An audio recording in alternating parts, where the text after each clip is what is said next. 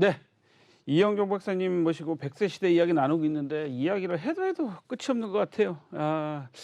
자, 요즘에 보다 보니까 이 100세 시대니까 사실 뭐 어디 제가 그 아까 말씀드린 그 TV 프로그램 KBS에서 하는 프로그램인데 보니까 그 농촌에서 그 부녀회장님이 65세신데 자기가 마을에서 제일 막내라고 그러시더라고요. 그러니까 이제 신체 연령에 따라 다 지금 환경에 따라서 달라졌어요. 사실 옛날에 보면 뭐 불혹이니 지천명이니 뭐 이순이니 뭐 이렇게 많이 붙였잖아요. 인생 그 나이에 따라서 뭐 예. 불혹이면 뭐 지천명이면 하늘의 뜻을 안다. 50이면 하늘의 뜻을 안다 그랬는데 사실은 지금 50도 청년이라고 그런 방국인데 이거 어떻게 보세요? 그렇죠. 공자 시대는 인생 50세라고 보면 지금 시대는 인생 100세 그죠, 그죠. 시대라고 볼 수 있습니다. 공자의 연령 구분을 100세 시대로 재정하면 1.6배를 해야 됩니다. 아. 네. 공자 시대의 40대는 네. 40세는 지금의 65세. 아. 그리고 지금의 지금 공자 시대 50세는 지금의 80세로 볼 필요가 있습니다. 그래서 50세부터 65세까지는 장년기. 그리고 65세부터 80까지는 신령기, 즉 열매를 맺는 시기입니다. 그리고 80세부터 95까지 숙련기 이렇게 저는 한번 명명해 봤습니다. 즉 그래서 25세부터 80세까지 55년간의 평생 현역 기간이 지금 우리 앞에 놓여 있습니다. 그래서 지금의 50대는 인생 후반전에 들어가는 것이 아니라 사실은 두 번째 경력이 시작되는 기간입니다. 그래서 이런 어떤 50대 인생 전략 짜기 전에 이런 의식 계획부터 우리는 할 필요가 있습니다. 이 방송을 보신 분들, 또 우리 방송 보시는 분들 중에 우리 MZ 세대, 20, 30대 청년들도 이런 얘기들 좀 잘 새겨 들어야 될 것 같아요. 왜냐하면 과거에 그 우리가 수명이 짧은 시대, 짧았던 시대에는 그냥 40대면 부록이야, 50이면 지천명이야 그랬는데 지금은 이제 수명이 늘어났기 때문에 사실은 우리 젊은 MZ 세대들이 준비할 게 많다. 저는 그런 생각이 좀 들어가고 좀 더 인생을 좀 길게 좀 전략을 세워야 되겠다. 뭐 이런 생각이 좀 들어갑니다. 자, 근데 이렇게 하다 보니까 아까 지금 우리 계속 얘기한 게 정년 후에도 계속 일을 해야 된다. 정년 후에도 계속 뭔가 우리 발달해야 된다. 뭐 이런 얘기를 계속 해요. 정년 후에도 뭘 해야 되는데 정년이 은퇴잖아요. 어떻게 보면. 근데 평생 은퇴긴 하지만 은퇴 후에 새로운 일을 찾아야 될 거 아니에요. 그죠? 근데 네. 은퇴 후에 그 일을 계속 하시는 분이 그렇게 많지 않더라고요. 그러면 어떤 좋은 일이기보다는 힌트 예. 좀 어떨까요? 예, 이렇게 많은 분들이 이제 정년 후에 무슨 일을 할까 고민이 많습니다. 그래서 현역의 시대에 일을 하는 분도 있지만 또 한편은 이제 내 어떤 취미를 개발해 사는 그쵸. 사람도 있고 아니면 또 어떤 또 하나의 어떤 새로운 업종에서 일하는 분도 있고 그런데 저는 이제 그걸 찾기 전에 먼저 5가지를 한번 생각해 보라고 말씀드리고 싶습니다. 먼저 내가 학창 시절에 어떤 것을 좋아했고 뭘 잘했는지를 한번 살펴볼 필요가 있습니다. 주로 학창 시절에는 어떤 순수한 마음에서 인생에서 해보고 싶은 것을 적극적으로 찾고 그걸 추구했던 어떤 것이 뇌리에 남아 있습니다. 그래서 어린 시절의 꿈과 희망 거기에서 아마 힌트를 한번 얻을 수 있지 않을까 생각합니다. 두 번째는 직장 생활 초년대 20대부터 50대 후반까지의 많은 분들이 30년에서 35년 동안 여러 부서를 돌아다니면서 능력과 스킬을 축적된 그런 경험을 가지고 있습니다. 그래서 이제 그런 경험을 내가 어떻게 지금 끌어내느냐, 그건 상당히 중요한 의미가 있습니다. 제가 아는 지인 한 분은 유럽에서 주재원으로 한 10년간 일했는데 이 유럽에서 주재원으로 일했던 경험을 살려서 현재 중소기업의 유럽 판로를 개척하는 컨설턴트로 일하고 있습니다. 예, 그렇게 현역 시절의 어떤 내 경험과 능력, 스킬을 적극적으로 찾아낸다면 거기에 다양한 일거리 또는 어떤 제2의 커리어가 힌트를 얻을 수 있지 않나 생각합니다. 또 하나는 인맥입니다. 직장 생활 30년에서 35년을 한다 해도 그 인맥은 대부분 그 직장과 관련된 사람이나 거래처 사람들 뿐입니다. 실제로 그런 사람들이 제2의 커리어를 도움을 줄 수도 있겠지만 또 다릅니다. 50대부터는 적어도 다른 업종의 사람들, 그리고 먼저 퇴직하셨던 분들, 그리고 또 다른 어떤 사회에서 먼저 다른 업종에 있던 여러 가지 사람들 좀 접하면서 나의 어떤 능력을 그분들한테 알리고 또 그분들과의 어떤 교류를 통해서 또 나를 어필하고 이를 통해서 나의 어떤 커리어를 만들어가는 어떤 그런 대책이 필요합니다. 또 하나는 롤모델을 설정하는 겁니다. 내가 어떤 사람이 되고 싶은가는 우리 먼저 앞서간 선배들이 있습니다. 그런 선배들이 닮고 싶은 선배들을 쫓아가서 그분들이 어떻게 준비했고 또 어떻게 하고 했는지를 찾아낸다면 내 커리어를 어떻게 개발하는데 많은 도움이 되지 않을까 생각합니다. 무엇보다 중요한 것은 제 이 커리어는 사전에 시간을 두고 차근차근 오랫동안 시간에 걸쳐 준비해야 된다는 것입니다. 아하, 지금 말씀 들어보니까 야, 뭐 여러 가지 뭐 힌트를 주셨는데 그중에 5가지로 정리를 하셨는데 보니까 뭐 학창 시절 내가 청년기부터 잘했던 일, 하고 싶었던 일, 좋아하는 일이 어떤 건지 한번 생각해보고 직장 다니시거나 다른 일 하시는 분들은 퇴직 전부터 좀 충분히 좀 생각을 좀 해보셔야 되고 그다음에 그 직장 현재 갖고 계신 직업을 갖고 계실 때 재능과 스킬도 좀 생각해보고 여기서 인맥을 만드는데 이제 지금 말씀 들어보면서 어떤 생각이 들어갔냐면 하는 무릎 하면 안 되겠어요. 예. 그러니까 직장을 다니면서도 뭐 다양한 분들을 많이 만나보고 주변에 예. 그래야 되지 않을까 좀 뭐. 예, 맞습니다. 지금 현재 그래서 적어도 50대는 예. 이런 말이 있습니다. 한 발은 회사에 딛고 한 발은 외부에다 두어라는 말이 있습니다. 아하. 그거 회장님들이 들으시면 싫어하실 것 같은데 아무튼 예. 그 인맥을 넓혀야 된다 예, 그런 그렇죠. 말씀이잖아요. 사실 그 인맥에 관한 그 이론이 있는데요. 예. 그 스트롱 타이, 강한 유대 관계, 또 네. 위크 타이, 약한 유대 관계라는 이론인데 네. 오히려 약한 유대 관계에서 내 일자리가 만들어진다는 이론이 있습니다. 아하. 예, 강한 관계, 즉 내 동창이라든가 직장에 친구, 다니는 예. 사람들, 그리고 내 어떤 가족 친척은 내 일자리를 탐색하는데 도움이 되지 않는다고 합니다. 왜 그러죠?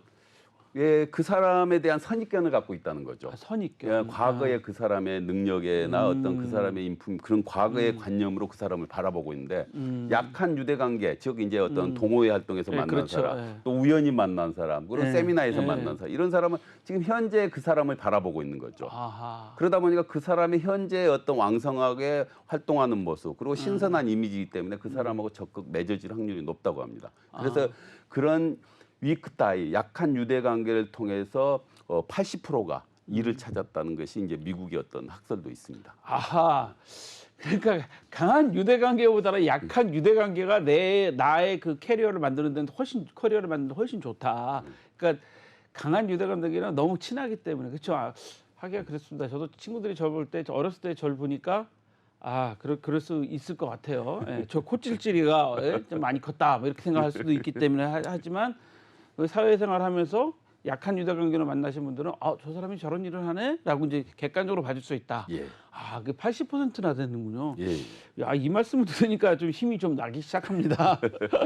자, 그리고 그 미국의 그런 연구 사례도 있는데 저는 사실 고령 사회를 보면서 일본 사례가 좀 궁금했어요. 왜냐하면 우리 이 박사님이 그 삼성 그 은퇴 연구소인가요? 거기 계시면서 이제 일본 사례를 많이 보셨잖아요. 예.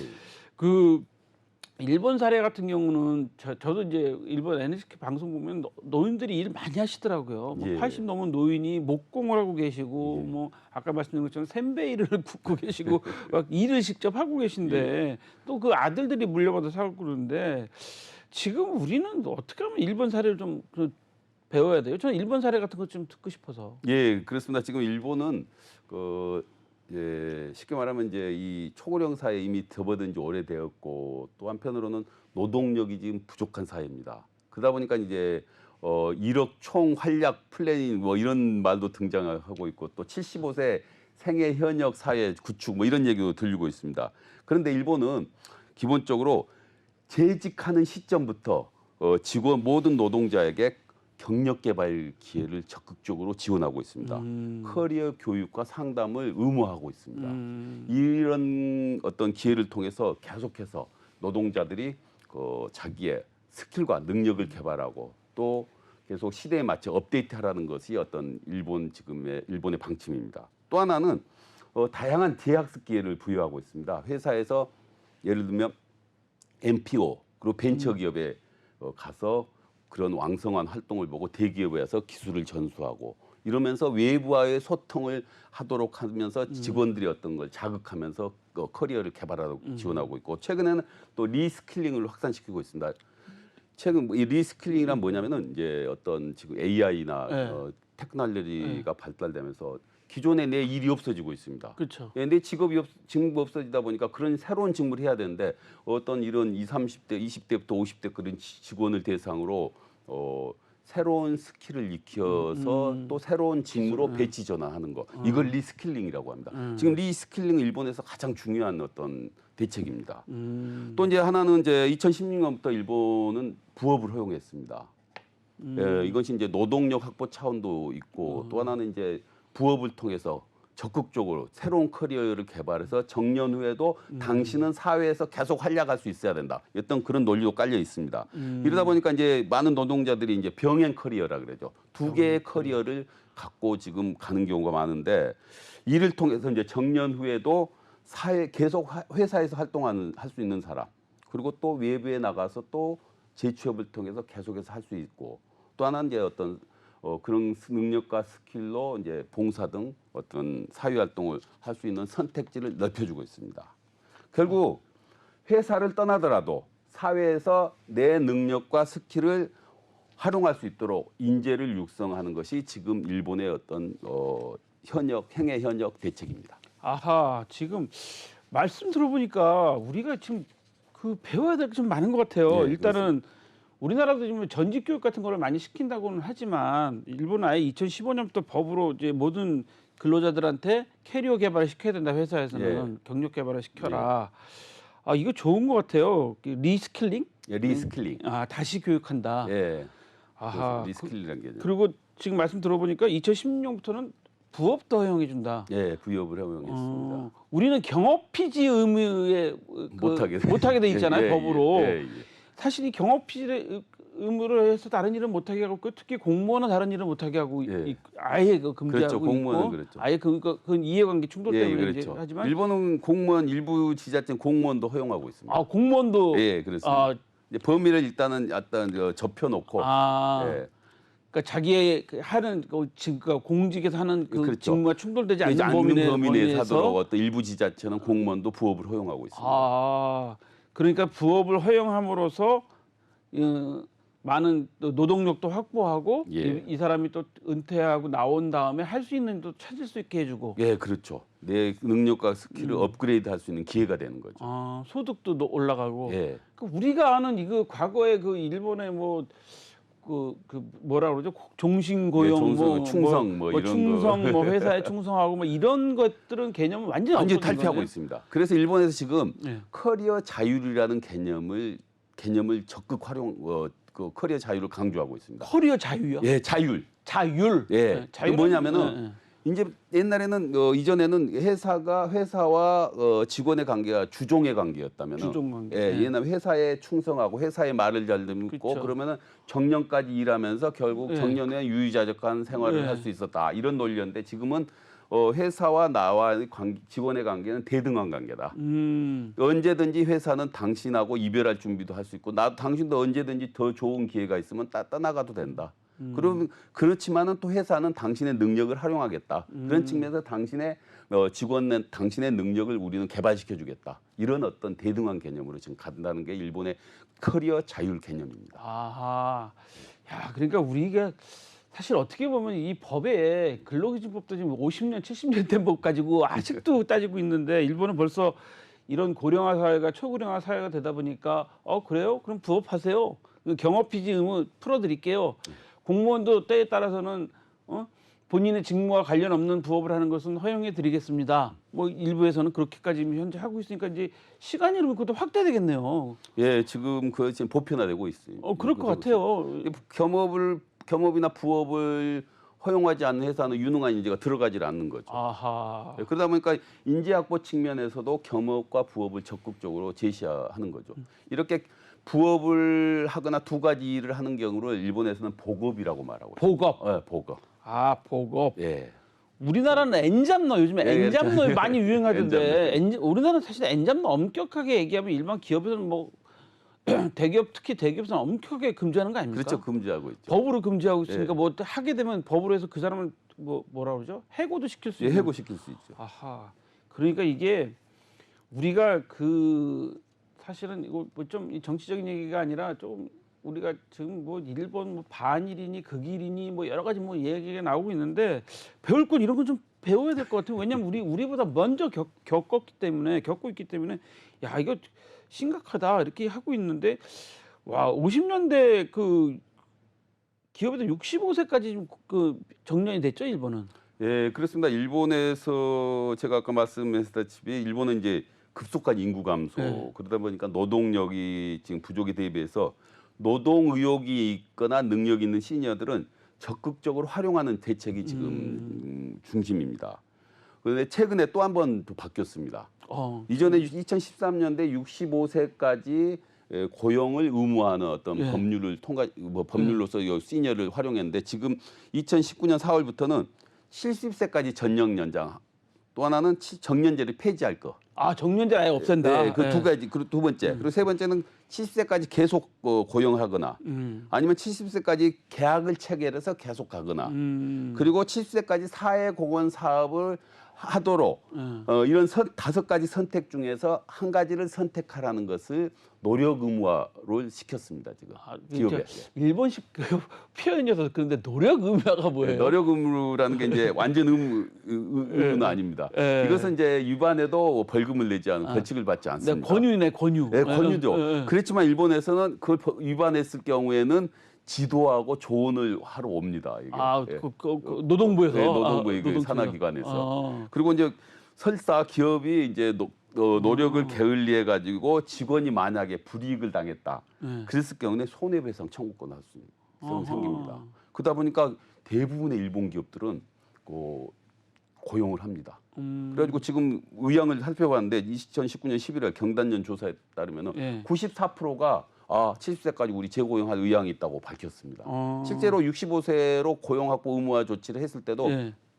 거의 90% 이상의 기업들이 고용을 다 했습니다.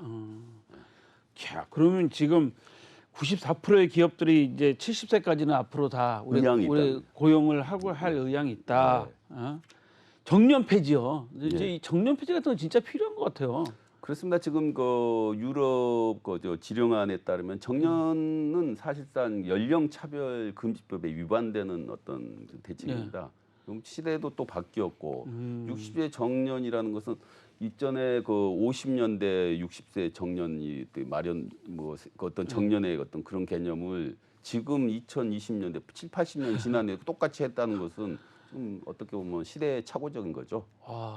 우리도 진짜 정신 바짝 차려야 될 것 같아요. 지금 왜냐하면 우리도 지금 노동력이 없어갖고 시골에서 지금 외국인 노동자 없으면 마늘을 못 캔다고 예. 추수를 못 한다 이런 지금 상황인데 우리는 언제까지나 이런 것들에 대해서 이렇게 제한을 가할 건지. 예, 저도 그렇게 생각합니다. 지금 일본에서 이제 노동력이 감소하고 인구가 급감하면서 지금 이런 노동 문제와 또 일하는 방식의 문제 그리고 어떤 삶을 살아가는 어떤 대책 이런 것들을 일본에서 지금 일어난 현상 우리는 아주 많이 보고 있습니다. 우리 먼 훗날 얘기가 아니라 바로 지금 우리의 일이 되고 있습니다. 그런 측면에서 앵커님 말씀대로 우리 정신 바짝 차리고 우리의 미래의 대책을 지금 설계해야 되지 않을까 생각합니다. 야, 근데 저기 아까 보면 1억 총 활약? 예. 인구가 1억 3천만이니까 한 1억 명 정도는 총 일을 해야 된다. 예, 그런 셈이죠. 이런 사회적 캠페인도 하는 거잖아요. 그 이제 아베 정권 때 그런 플랜을 제시했었죠. 1억 총 활약. 예. 참 재밌는 얘기 같아요. 정년 폐지도 있다. 저는 이것도 참 좋은 얘기 같고요. 일본 정부는 지금 정년 폐지도 적극 권유하고 있습니다. 정년 폐지하라고 정년 폐지를 하는 기업도 지금 나오고 있고. 실제로. 예, 실제로 이제 유통업이나 뭐 이런 업종에는 뭐 나이에 상관없이 일할 수 있는 시니어들을 활용하기 위해서 정년 다 없애버리고 언제까지 일할 수 있도록 하겠다 이런 것을 플랜 건강만 하면 일을 계속해라. 예, 건강한 일을 계속해도 좋다. 건강한 일을 해도 좋다. 우리 국가는 지원해주겠다. 그런 거네요. 예. 야, 근데 일본 지금 저 시간이 없어서 좀 짧게 해야 될 것 같은데 일본은 지금 평생 현역 사회를 구축하기 위해서 뭐 시니어 뭐 지역 사회 활동을 한다는데 이게 뭐예요, 이거는? 예, 지금 일본이 이제 정년 후에 지역 사회로 돌아오지 않습니까? 예, 근데 예. 지역 사회에 돌아오는 건 지역 데뷔라고 합니다. 예, 일본에서는. 예. 근데 최근에 이런 지역 데뷔하는 어떤 대책이 하나 마련돼 있는데요. 시니어의 사회 참여와 취업을 지원하는 지바라는 정보 플랫폼이 개발됐습니다. 지바라는 건 뭐냐면 지역에서 건강한 시니어를 모은다는 의미입니다. 그래서 시니어가 컴퓨터하고 앱을 통해 가지고 우리 지역 사회에 어떤 일이 있나, 그리고 내가 참여할 어떤 사회 봉사거리는 뭐나, 그리고 공부할 거, 취미 활동은 뭔가 이런 것을 탐색해 가지고 적극적으로 어떤 내가 참여할 수 있게끔 하는 시스템입니다. 아하, 그렇군요. 예. 아하, 오늘 지금 이야기를 좀 더 들어야 될 질문이 많이 남아 있는데 시간이 없어서 오늘 여기까지만 좀 해야 될 것 같습니다. 나중에 해외 사례만 한번 쫙 모아가지고 해외 논문이나 사례만 모아가지고 한번 유럽이랑 일본이랑 뭐 미국이랑 이야기를 한번 좀 들어봤으면 좋겠습니다. 예. 오늘 나와주셔서 감사합니다. 감사합니다. 한치의 인사이트 이제 마무리할 시간입니다. 다음 시간에 다시 찾아뵙겠습니다. 시청해주신 여러분 감사합니다.